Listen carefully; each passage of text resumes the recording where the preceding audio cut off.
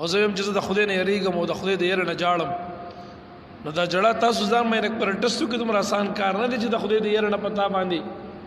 دا جړه ولګي او دا در باندې حاویش مستحق قادر ہے چې زناو کې خو مقدر ته پلاس اس قسم معنی نشتا اس قسم یره خوف نشتا او ته په قدرت هم لري او مقام جوړه ده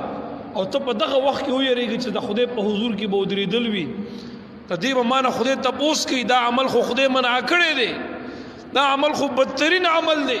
او ته دغه وخت کې د دې ګنا نه لاس والي دا د خدای مبارک فرمایي دوه قسم سترګې داسې دي دوه سترګې دي چې دا بچري هم اور د جهنم مسح نه کوي یو توک سترګې هغه سترګه عین بکت من خشیت الله هغه سترګه چې د الله تعالی د يرنا د اغینه اوخ کتویږي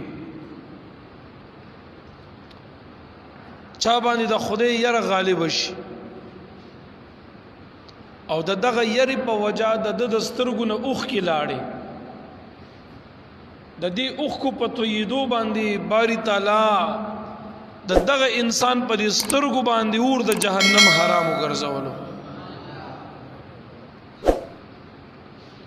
ګور بدن نه یادای سترګه یادای بدن اور د جهنم علم محسوسي چې کله دا بدن د جهنم ته ور داخل شي او د جهنم ګرمي پیولېږي نو بدن ته پته ولګي چې ما ته اور یا ګرم ځای نږدې دی او سترګه کې کمال دا دی په ملونو باندې د دین یو شیز لري وي خدای په نظر باندې راخلی او محسوسي یې مونږ تاسو ته ډېر لري شیزونه په دې نظر باندې ښکاریږي او ګوري وینو یې او تر نظر مرضی نبی علی السلام فرمایي چې کوم سترګه د الله د يرنه وجاړي او دغه سترګې نه د اوخ کې توي شولي په دغه سترګه باندې باری تعالی د دې اوخ کو تویدو د وجه نه اور د جهنم حرام وګرځولو د لری نه هم د اور د جهنم د سترګو تعالی نه خي د لری نه هم ورته ښکار نشي اور د جهنم په دې باندې حرام شو حرام د خدای یې ډیر عظیم دولت ته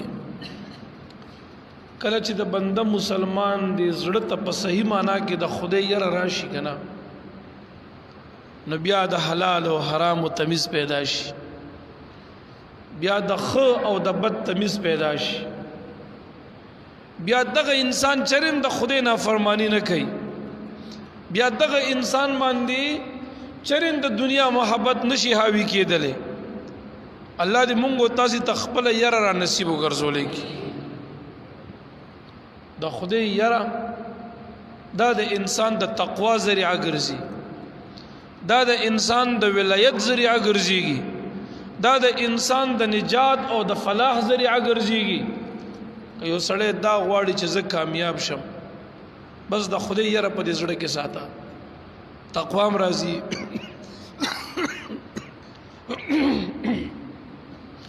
تقوا به خود راځي د ګنا نه بچ کېدل به خود راشي خو که په صحیح معنا کې یره د خدای دې زړه ترا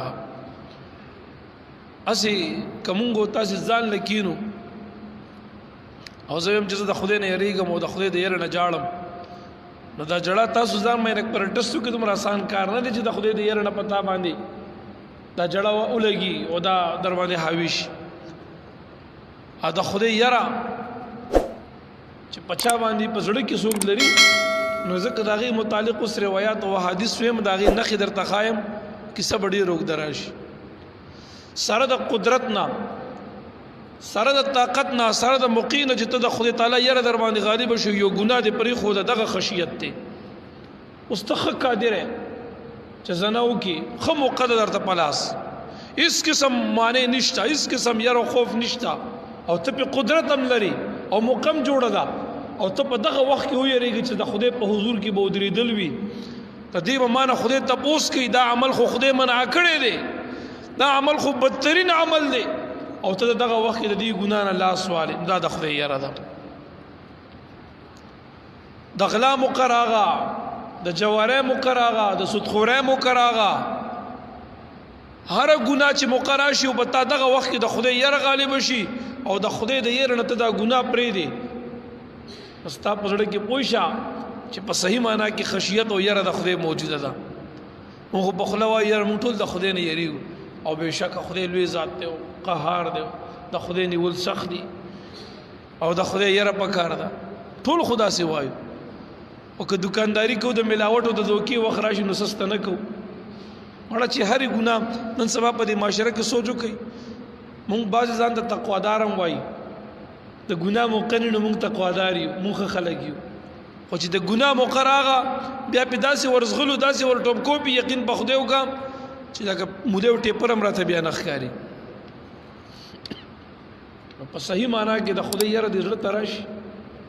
بیا د انسان پندامونو دغه اثر ظاهري مبارک فرمای اول نمبر هغه سترګه چې د اغینه د خدای د یری د وجه نه وخ کتویږي په دغه سترګه باندې اور د جهنم حرام دی او دویم نمبر هغه سترګه چې دا په لار د الله کې د دین د دفاع په خاطر د اسلام د بلندۍ په خاطر په میدان د جهاد کې یا په سنگر او ډګر کې دا شوګیرتی رکھی هغه سترګه چې دا پټه نشو دی شوګیرتی رکھا د الله محبوب پر اختینی زبان فرمای په دغه سترګه باندې اور د جهنم الله حرام ګرځولې دغه مجاهد په سترګه باندې اور د جهنم حرام دی د لری نه بم ورته الله تبارک وتعالى جهنم او د جهنم اور او عذاب نه خي